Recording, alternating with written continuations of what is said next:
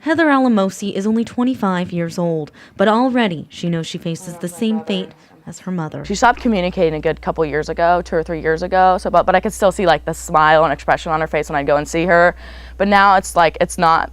She doesn't have that expression anymore, and she just kind of like looks at me and like doesn't like smile. Her mother is only 59, but afflicted by Huntington's disease, a neurodegenerative genetic disorder that 1 in 10,000 Americans inherit. It affects muscle coordination and leads to cognitive decline.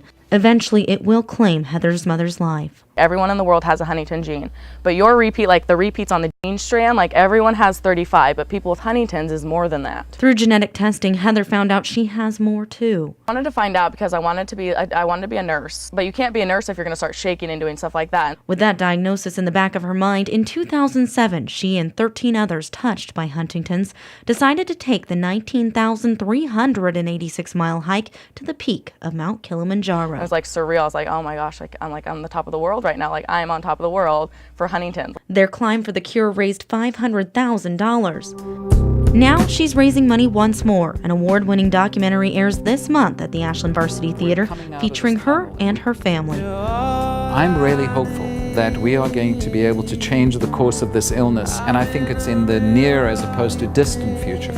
Hoping her brother, also diagnosed with the disease and seeing symptoms sooner, may be spared if experimental treatments work. There's like definitely some trials coming out that are supposed to like prolong the symptoms or like reverse the symptoms. Looking to find a cure for the 30,000 Americans with this disease, a biological race against a clock that is all too real for this determined young woman.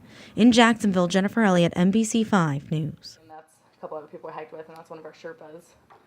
So it was an amazing experience.